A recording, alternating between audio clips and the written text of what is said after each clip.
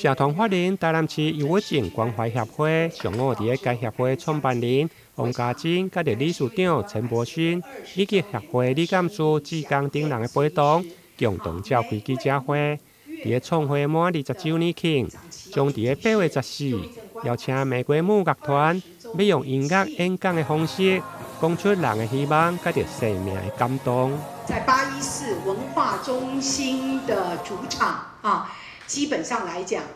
每一个曲目都是苏医师以及玫瑰木乐团他们生命的反馈，他们看到的人间生老病死，化为音乐的篇章，化为感人的歌词曲目的反馈。这个公益的音乐响宴，在这个时间点的台南来讲特别的珍贵，因为我们台南市现在最近面对了许多天灾的一些考验，其实大家的心里都非常的郁闷。感到非常的也有很多的一些难过，甚至是创伤。那这些创伤其实对这些不管是灾民，甚至其他的市民，我们都是台南人大家心内拢就港口哎。那在这个时间点，我们希望透过这样一个公益音乐会，去疗愈大家的心。玫瑰木乐团伫团长苏世阳医师的带领，5年来举办超过500场的巡回音乐演讲。因的主题大部分拢是透过音乐来宣讲反毒、反霸凌，甲着尊重生命等，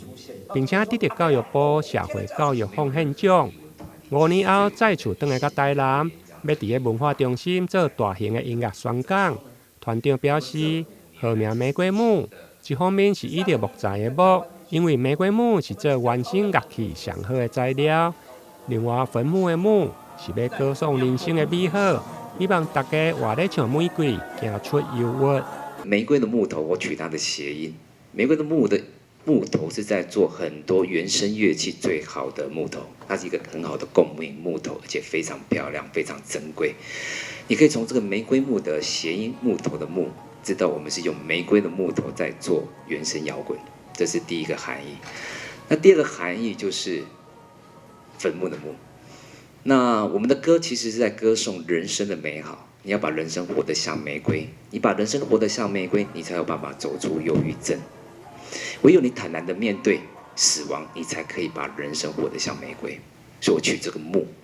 那我在急诊室其实能急救的疾病很少，很多疾病一发生注定就会死亡，你再怎么努力也没有用。但是你如果透过一些医疗还有一些解释，让病人家属跟患者可以走得安详，走得没有遗憾，走得有尊严，其实有时候是更重要的。唯有你坦然的面对木，你才可以把人生活得像玫瑰，也就是我们团名的来源。活动的宣传记者会，除了主办单位甲乐团来出席，另外市府包括民政、教育、文化甲卫生局等单位嘛拢到场，用行动来支持这项有意义的活动。台南新闻林根采访报道。